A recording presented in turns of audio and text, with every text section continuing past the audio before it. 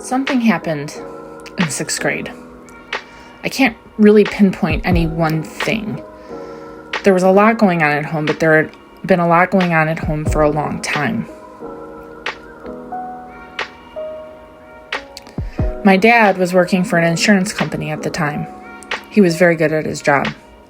Almost every year in grade school, my dad won a trip for the family through his job. We were able to travel to some amazing places. One year, it was Disney World. Another, the Bahamas.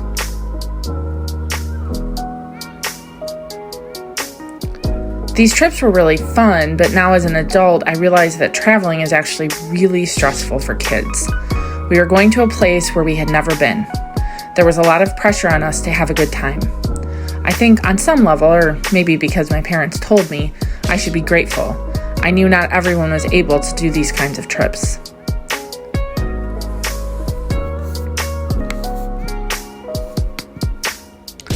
In sixth grade, we went to Arizona. I love traveling to Arizona. It's beautiful and so different from living in the Midwest. We got to swim every single day. There was a pool with a water slide. The resort had a Nintendo system that you could rent. My brother and I played on it for hours.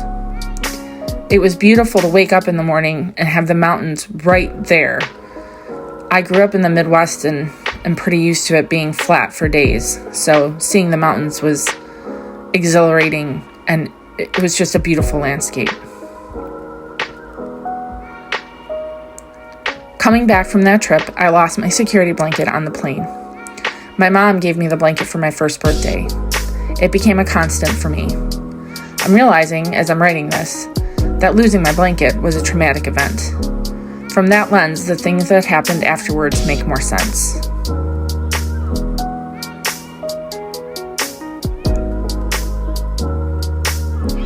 Upon returning from that trip, I wrote a very detailed suicide note. Because I was a perfectionist, I put it in a report cover. If it had been an assignment, I would have received a high grade.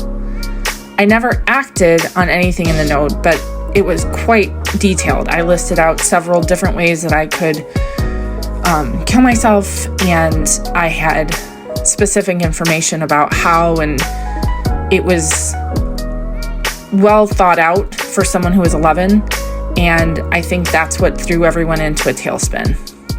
The next day, during recess, I gave the note to one of my friends.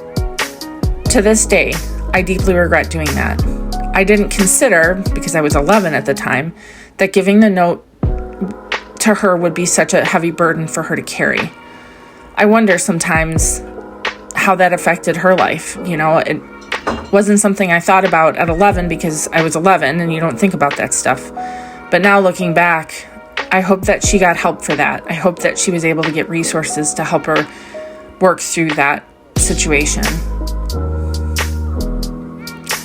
The school moved swiftly. My parents were contacted. I don't have a lot of details about that particular day. I'm sure that is a trauma response. I'm finding that as I work through trauma, my brain keeps information from me as a way to protect me. There are times that I wish that I could knock down the wall that's keeping me from the information that I want to know because I think it would be helpful. But my therapist and others have explained to me that doing so is just a way of intellectualizing what happened to me, and I would use it as a way to protect myself from actually feeling the feelings. What I remember feeling that day was kind of a mixture of relief and worry.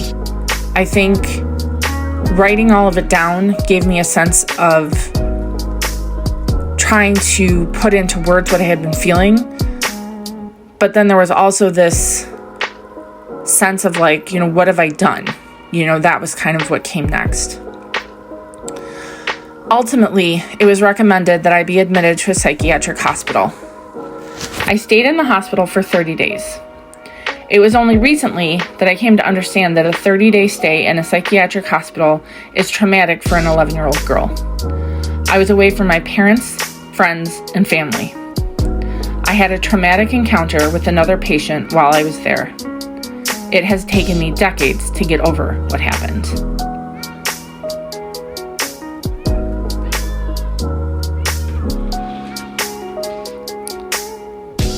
I think it's important to note that while I was in this facility, I was on a children's unit that was adjacent to an adolescent unit. I felt at the time that I was straddling the two worlds. I was constantly being told that I was mature for my age, that I seemed much older than my 11 years. And I now realize that that is actually part of trauma. That is part of learning how to make sense of the world around you. And that's what I was doing in trying to act older. I was being a caretaker for my family. And ultimately, what ended up happening was I lost my childhood. I lost that innocence that happens when you are a child and when someone is taking care of you. That lack of worry about what's coming down the pike or what's happening or what's going to happen. And I think it's something now as a mom, I look at my children and how I'm handling parenting them, and it's made me much more aware of the roles and the expectations that I try to put on them. I think it's helping me to build a support system for myself so that I'm not relying on them for emotional support. My older daughter, I see this happening with her, and I try very hard not to ask too much of her. I try very hard to make sure that I am her mother first, and everything else second. This journey that I'm on is not about the choices my parents made or the way they treated me. I accept that they were doing the best that they knew how. More than anything, I'm doing all of this to try and make sense of what happened. Now I understand, if my suspicions are correct, that I have ADHD and I'm on the autism spectrum. If that is true, then of course traveling would be stressful. Of course losing a comfort item would be devastating. So as I'm realizing this, I'm trying to make space to comfort that 11-year-old girl who was away from her family and friends for 30 days. I want her to know that I see her and I love her. We are on a healing journey, that version of myself and the current version. Learning about a possible diagnosis has helped to start to make sense about how I operate. It has helped me to know how to love and deal with my own kids who are also neurodivergent. It's a process, and I have good days and bad days. Today has been a good day.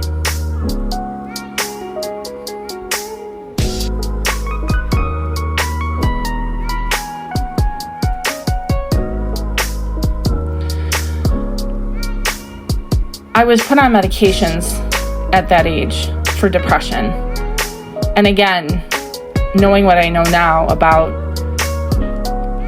how severely underreported and underdiagnosed ADHD is in girls, and especially girls like me who were excellent in school and very compliant and very mature, I realized that maybe if there had been more information and knowledge, I might have had a different course ahead of me. I might have been put on different medications. My treatment plan might have looked very different. And again, that's looking at what happened in the past with the lens of today. And I realize that that's part of the process, trying to make sense of what happened then. But I also know that I can't live there. I can't live in this, if they would have known and if I would have had the right treatment, like what my life would have looked so differently. But again, that's not fair to my 11-year-old self or to my current self. I feel empowered now, knowing what possibly might be wrong with me. I feel validated and seen. I appreciate that my life is the way that it is, and there's nothing I can do to go back and change it or make different choices. What I have control over now is what's currently happening, what's happening with my kids, what's happening in my relationships, what's happening with my own mental well-being, and how I'm coping with all of this information that I'm taking in. there is a part of me right now that realizes that I am intellectualizing the things that I'm learning about. There are a lot of really big feelings. I think one of the things that I'm learning, especially about the autism diagnosis, is that it's no wonder that I had such big feelings. It was not a character defect or a shortcoming of mine that I felt the world as if everything was magnified. I think most people walk around at a 7, and that's how they interpret the world. That's how they try to make sense of what's going on around them. But for me, I'm operating at 11.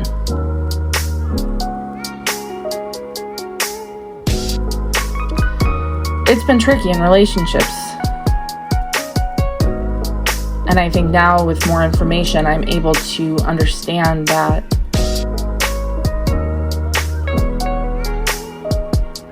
I'm a different person now, and I want to forge a different path. And the people over my life that have said that I'm too much, or I'm overwhelming, or I'm being manipulative, or any of those things,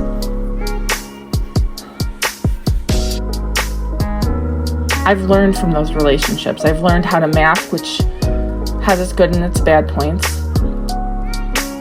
But then I've also been really blessed to have people in my life who see me for who and what I am and accept me.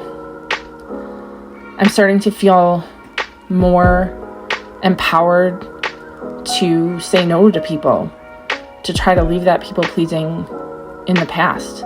I'm learning how to stand up for myself and advocate for myself. I had an appointment with my psychiatrist last week, and I had some concerns, and she was very dismissive. And in the past, I would have just kind of stewed about that for a long time. But I decided that I was going to chart a new path. I was going to do something different so that I could get different results. And so now I'm on the hunt for a new psychiatrist, one that I'm hoping will work with me and listen to what I'm bringing to them, and be really willing to kind of help me on this next leg of my journey. It's been a few weeks since I've posted. I've been kind of in burnout mode. My family was sick over Thanksgiving, but I'm grateful that I found a burst of energy to be able to work on this project again.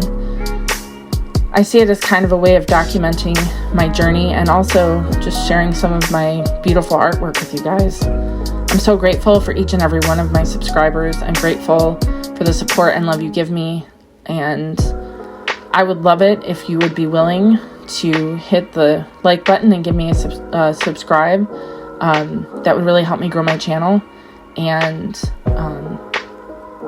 increase my platform. Thanks so much, guys.